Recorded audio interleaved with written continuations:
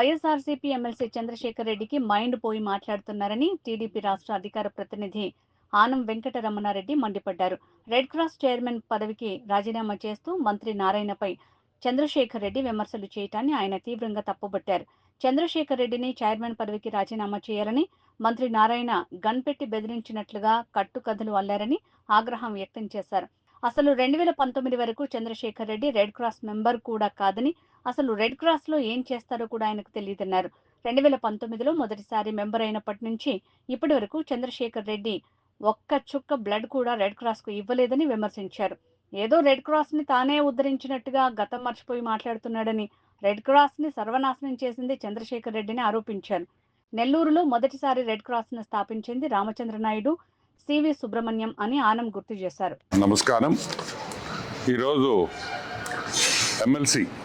YCP MLC Chandrasekhar Reddy ఈరోజు ఆయన రాజీనామా చేస్తూ ఆయన వివిధ కారణాలు ఎందుకు ఆయన రాజీనామా చేశాడు అనే విషయాన్ని చాలా సుదీర్ఘంగా ఒక 32 నిమిషాలు ఒక ప్రెస్ మీట్లో పదే నారాయణ గారి పేరు ప్రస్తావిస్తూ, మా సారు మంత్రి నారాయణ గారి పేరు ప్రస్తావిస్తూ, నారాయణ గారు ఆయన ఏదో గన్ను పెట్టేసి బుల్లెట్ దింపుతానా లేదా నువ్వు రాజీనామా చేయకపోతే అన్నట్టు కథలు అల్లి అతను ఈరోజు ప్రెస్ మీట్ పెట్టడం జరిగింది.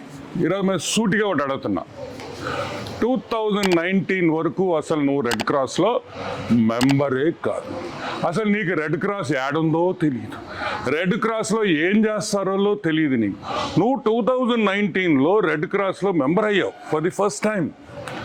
ఒక్క డ్రాప్ బ్లడ్ ఇచ్చావా ఈరోజుకి? ఒక్క డ్రాప్ బ్లడ్ రెడ్ క్రాస్కి ఇచ్చావా అని మేము అడుగుతున్నాం. ఈరోజు 2019లో నువ్వు రెడ్ క్రాస్లో మెంబర్ అయ్యి నువ్వు ఏదో ఉద్ధరించినట్టు, నువ్వు ఏదో చేసేసినట్టు, అసలు రెడ్ క్రాస్ నువ్వే మోసినట్టు, అసలు రెడ్ క్రాస్ బిల్డింగ్లు నువ్వే కట్టినట్టు, నువ్వేదో పెద్ద రీసెర్చ్ ఫెసిలిటీ పెట్టినట్టు నువ్వు మాట్లాడావు. అసలు గతం మర్చిపోతున్నావు చంద్రశేఖర్ రెడ్డి. మీ నాయకుడు మీ హాఫ్ టికెట్కి ఎట్ట మైండ్ దొబ్బింది, నీకు కూడా మైండ్ దొబ్బినట్టుందని కూడా మేము ప్రశ్నిస్తున్నాం.